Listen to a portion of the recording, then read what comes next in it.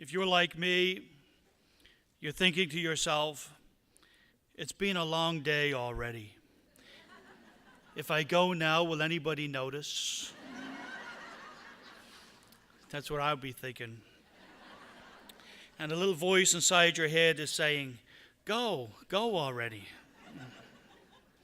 You might be thinking to yourself, oh God, who's this idiot, right? Stuff that goes through my head. I'm not sure it goes through your head. Or another thing I do, you might be looking to see how many pages I have and how big the words are. Mm-hmm.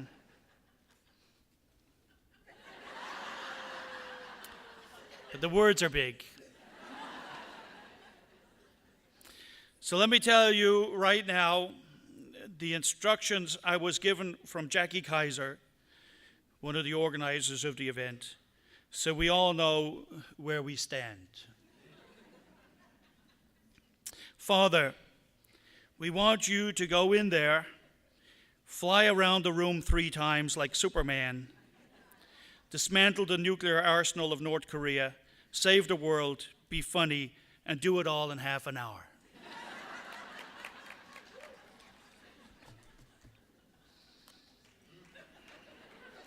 I'm just watching for something heading this way.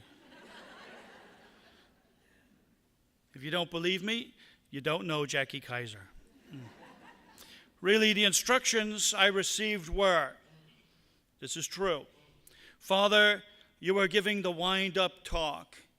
Be funny and give us our marching orders. That's what I was told to do, okay? So now we're all on the same page. Right now, Jackie Kaiser is saying to herself, when he's finished, I'm going to kill him. I've divided this talk into 5 short sections of stories and reflections. The 5 areas are a story about my niece Mia and her mother, my sister Deborah, a reflection on Mother Teresa, a story about women in Dublin, teaching of Jesus to women, and then a wrap-up word about the culture, us, and in particular, you. My niece Mia. When I go home to Ireland, I stay with my parents, obviously in Dublin, and my sister, who has 5 kids, doesn't live very far away. One of my sisters doesn't live very far away from my mother, from my parents. And so when I go home, typically they come and visit and they stay and they're there all the time. But my sister, one time I was home a few years ago, she said to me, before you go back to the States, why don't you come down and have some tea with us? So I went down, just a short walk, 20 minutes from my parents' house, maybe 10 minutes from my parents' house to my sister's house. And at that time, they were living in an apartment, and it was really, really very small. And there were 4 kids at that time. My nephew hadn't been born yet. There were four girls, and my sister and her husband. And the house was very small. So as I'm sitting there, my sister, the kitchen and the sitting room are together, the one room. And I'm sitting there in the chair, and my niece, Mia, who was the second youngest at the time, she came over to me. So she was about this tall, I guess. So what would that be, about 3 or 4? She was about 3 or 4, right? She was walking and talking. So is that 3 or 4? Right. So 3 or 4. And she came over and she handed me a piece of candy. And the candy was in a wrapper. And she just handed it to me. Didn't say anything, just came up and handed it to me. And I took it from her, and I unwrapped it, and I put the piece of candy in my mouth. And I wasn't supposed to do that? I gave her back the wrapper. And I said to her, it's trash. Throw it in the garbage. You all know what that means? Right. It's trash, throw it in the garbage. And she held a piece of paper and she looked at me. And she was in complete, absolute confusion. It was like she was talking to a monkey, right? And I said, trash, put it in the garbage. And her mother, just like that, as quick as a shot, realized what was going on. Because trash and garbage are two words she wouldn't recognize, because they don't use those words in Ireland. So our mother said to her, "It's rubbish. Put it in the bin." It's rubbish. Put it in the bin. And at that moment, she looked at her mother, and she looked at the piece of paper in her hand, and she went, trash, rubbish. And you could see a light going on in her head. And she looked at the bin, and she went, garbage, bin. And then she threw it on the floor and ran away.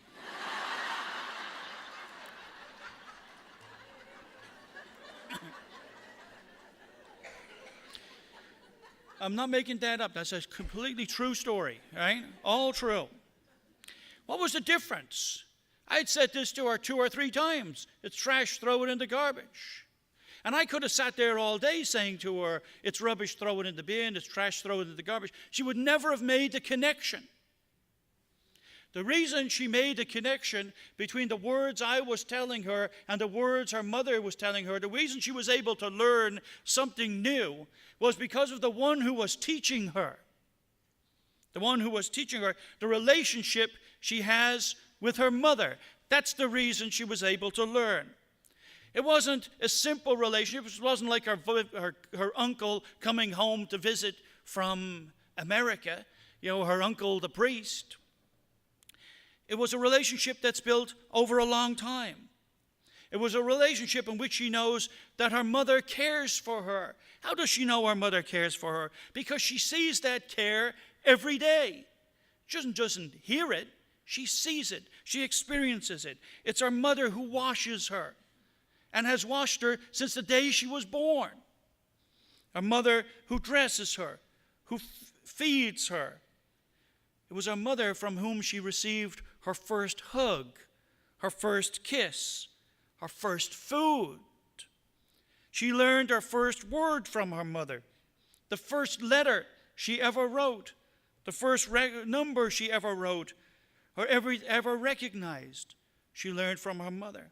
Everything she has and everything she is has come from her mother. In the dark, when she cries out for her mother.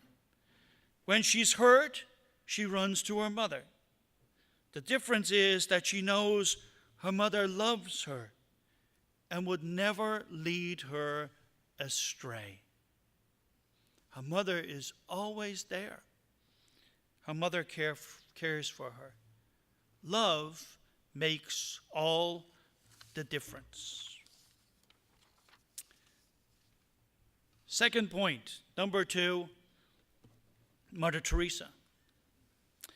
I know that Mother Teresa was invoked in this conference already today. I met Mother Teresa when I was a student in Rome. And typically when Mother Teresa came to Rome, she would stay with her sisters at a place which used to belong to St. Gregory the Great, one of the popes, a monastery that's not far from where I lived. And in the mornings, they would have Mass, usually about 6 a.m., when I guess old nuns get up, right? 6 a.m. in the morning. I don't know that for a fact, just basing it on what I... So we would make our way. We made our way. This morning we were told she was going to be there, and they were going to celebrate Mass at the convent. And we were invited to attend, myself and some other guys who were studying for the priesthood. And so when we went into this place, we went into a hall, much, much smaller than this. And people were sitting on the ground, on the floor. Mother Teresa wasn't there yet. She's sitting on the floor. And when I walked in, over here, sitting right inside the door, kneeling down on the floor, saying his rosary, was Martin Sheen, the Hollywood actor guy, American. He was sitting right there on the floor. Nobody was interested in Martin Sheen because they were waiting for Mother Teresa, right? So we went in and we sat on the floor. And after a few minutes, Mother Teresa came in and she huddled in and she sat down on the floor. And then Mass went on just like Mass does. And after Mass, we had the opportunity to line up and meet Mother Teresa. That's what we were doing. But by this stage, she was busy. She was busy talking to some guy. And she's moving up and down, talking really, really fast, right? In Italian, I guess. And she's talking to this man. And what had happened was Mother Teresa hadn't gotten out of hospital that long before. Remember that period of time when she was in hospital for a long time? Then she was going to survive. And then she did, and she came out of hospital. This is what she was doing. The president of Albania had invited her to come back to Albania, which was still considered an atheist state. But he'd asked Mother Teresa to come back and bring some of her sisters with her, and to open a convent, and open a place for caring for the poor, and open a church. She said, I'll only come back if I can open a church. And he said, open a church. Well, everything had been destroyed in Albania. So somebody had given her a jumbo jet. And she'd filled the jumbo jet with religious stuff that she was bringing with her. And that's what she was organizing. And she's running around like a young girl. The sister, who was assigned to be her minder, right? She was standing next to us. Very nice, tall Indian sister. And I said to her, should she be running around like that? Didn't she just get out of hospital? And this nun says to me, Father, she is a stubborn Albanian mule. That's what she said. I'm not making that up. That's what she said, right? She is a stubborn Albanian mule. Mother was only 5 feet tall. She was from Albania, which in her lifetime went from being part of the Ottoman Empire, Muslim Empire, to an atheistic communist state. Now she was invited by the president of Albania to return and start a Catholic mission, open a house of her sisters, and open a church. She began her religious life in Ireland, of course, where else? And after leaving Albania as a young girl, she never saw her mother again. She's sent to India to serve the poorest of the poor on the face of the earth. She ministers to those who were completely abandoned and left on the streets, in the garbage, and abandoned places in the city. Literally was pulling people out of the garbage.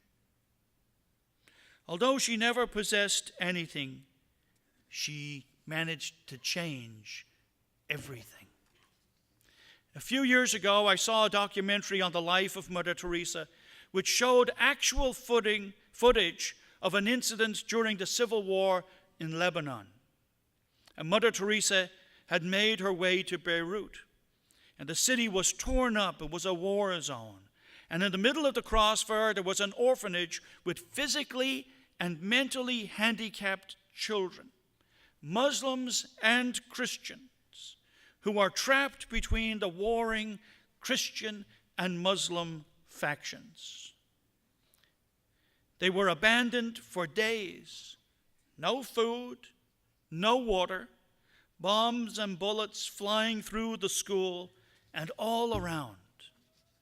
Mother Teresa and her nuns turned up at the scene and asked to be allowed to pass through the war zone to take the children out. The UN tried to negotiate a ceasefire for a few hours, and after hours of trying, were unsuccessful, and told Mother Teresa it wasn't possible. So Mother Teresa just got up and walked out onto the street, climbed over the rubble and the debris of the fallen buildings. It was an astonishing sight, but even more astonishing was the fact that as soon as this tiny little nun, 5 feet tall, dressed in her blue and white sari, walked out into the fighting, all the guns went silent. Without a ceasefire agreement, spontaneously, Muslim and Christian fighters just stopped shooting. She went to the school. She and her nuns took the children in their arms and made their way back across the killing zone. She was 71 years old when that happened. What an incredible woman.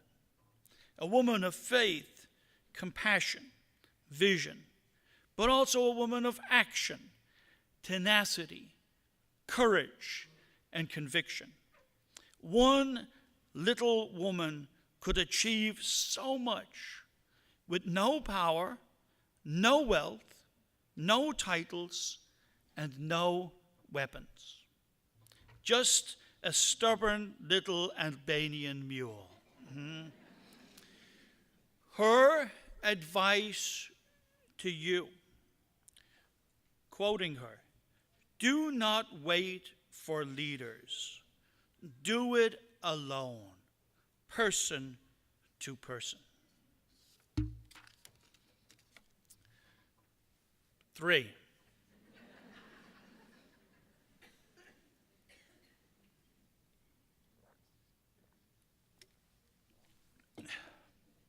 Excuse me, I find the whiskey helps me when I'm...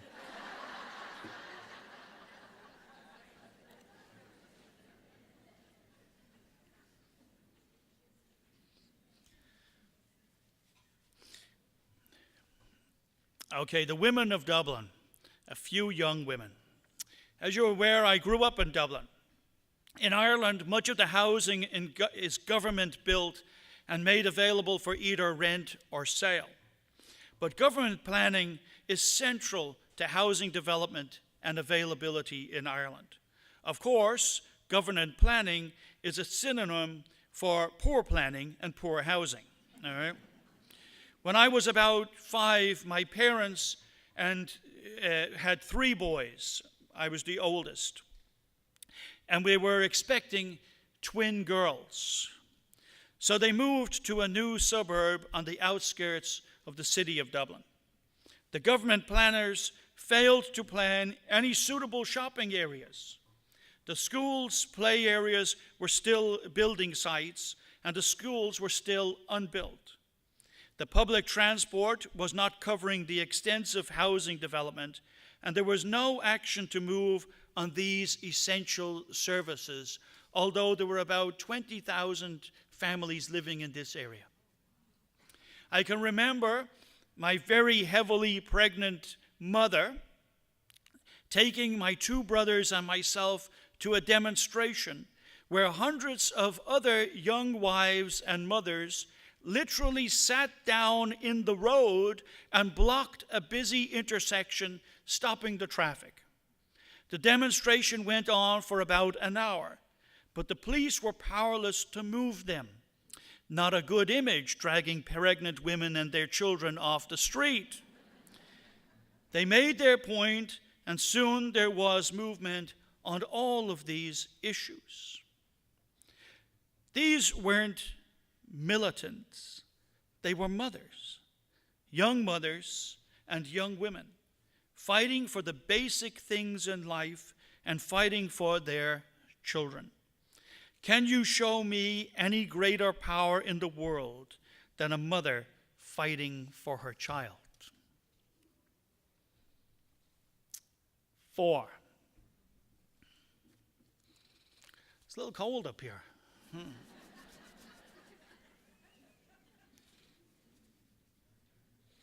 I entitled this short section, Jesus Speaks to You. And when I mean you, the women that are here. Did you ever notice how Jesus addresses his story to his audience? So, if he's speaking to priests, he uses familiar images and contexts. So he speaks of the temple, or sacrifice, or cleanliness. When he speaks to fishermen, he speaks about casting nets, great catch of fish. When he speaks to farmers, he speaks about sowing, plowing, and the yoke on your shoulder. My yoke is easy, my burden is light. He's speaking to farmers.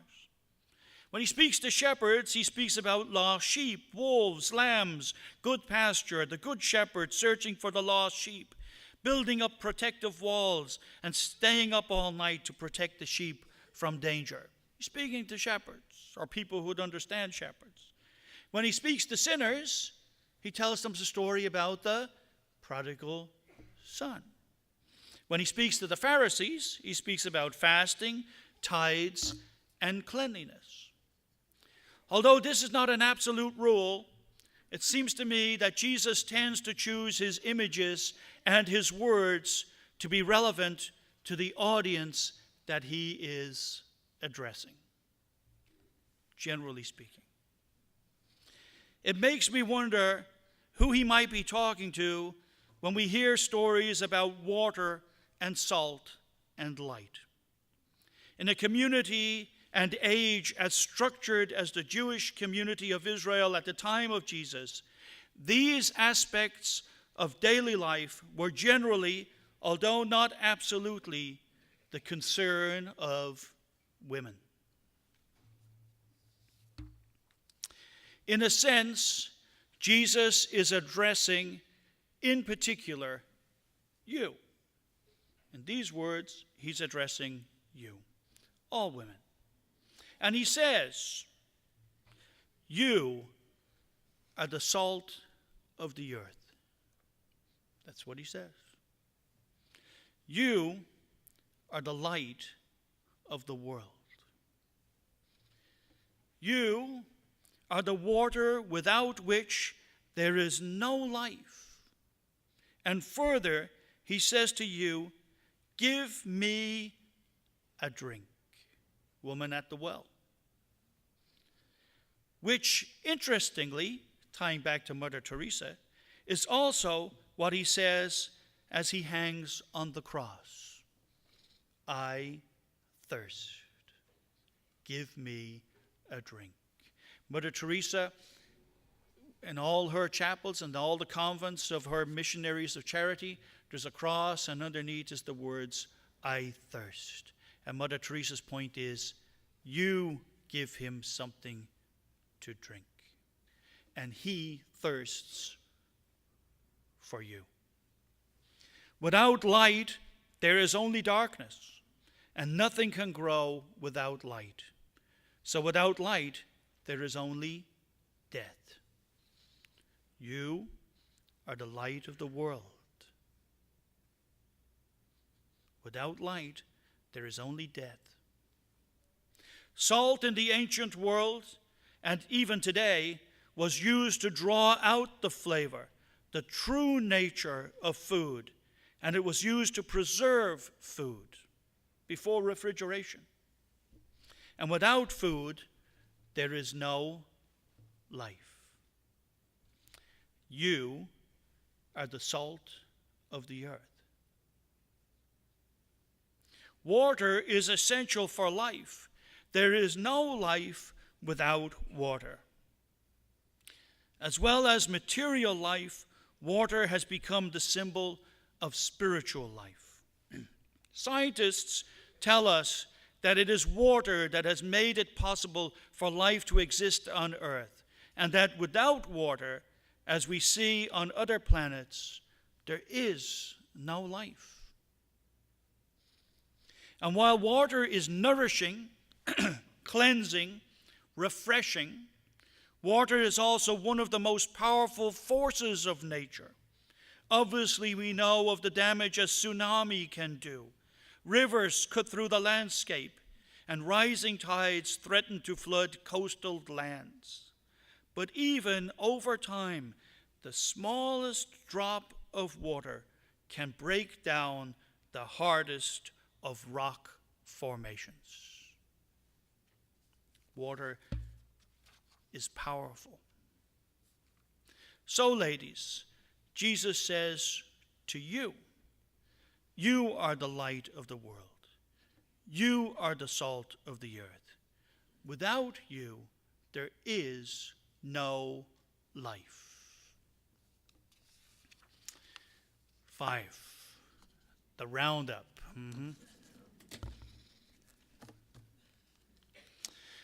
The culture, what to do.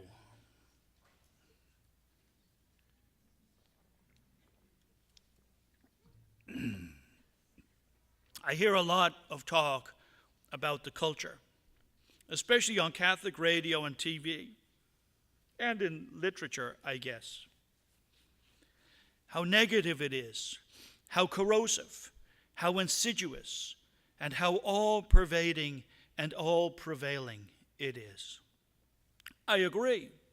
It's everywhere, always, and it's unrelenting. It's deadly, but it is not all-powerful. It infringes on every aspect of life, and it takes over our institutions like our schools, our churches, our political parties, our arts, our sports, and even our families. The culture and its spokespeople, men and women, pushes against our values, our vision, our dreams, and our way of life. This deadly culture pushes us at every turn, but there is no reason why we can't push back. Push back hard, push back always, and push back until we turn the tide. Let me go back to my first story about my sister and her daughter.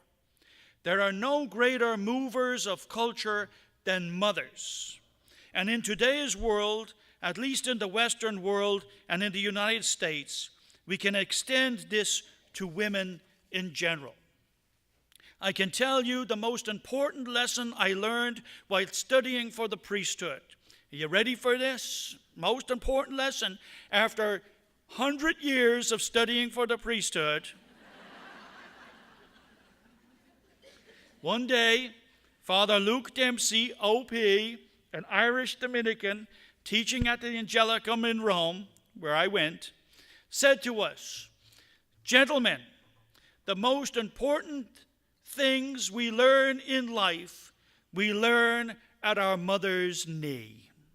Most important things we learn in life, we learn at our mother's knee. That's the most important thing I learned in going to school studying for the priesthood. You as mothers sow the most essential, most important, and the longest lasting seeds in the hearts, minds, and souls of our children. Maybe we shouldn't waste that time and that purpose. You have the power to form the culture in the future, to push back, be the cultural warriors, decide to form the culture of the future. You have to know that today the voice of women is making its presence known and in very effective ways. But is it your voice? It's the voice of women, but is it your voice? Is it you as women that we're hearing from? Is it what you want? Don't let others pretend to speak for you. Today you have the power to make a difference. Don't be afraid to band together and use that power, that influence, that voice for the things you want to see, the things you want to happen, and the society that you want to build. Have the courage, the confidence to make your presence felt in the life of our children, your sons and daughters, men, communities, nations. Make your presence felt, your voices heard, and you will change the culture. Like Mother Teresa, you must have the courage to step out into the battlefield, into the line of fire, onto the streets, raise your voices, make your presence felt, and push back. Like the mothers in Dublin, we are not militant people. We are ordinary people who want to be heard and who want to make a difference. If you don't care for the women or men who say they are speaking for you, but actually are speaking for themselves or their own agenda or the mysterious hand that pays for their campaigns, well then replace them, challenge them.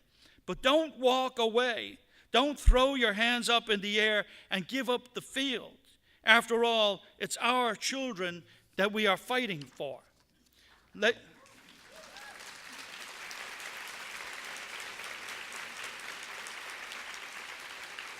Almost finished. Jesus said, you are the light of the world, so let your light shine.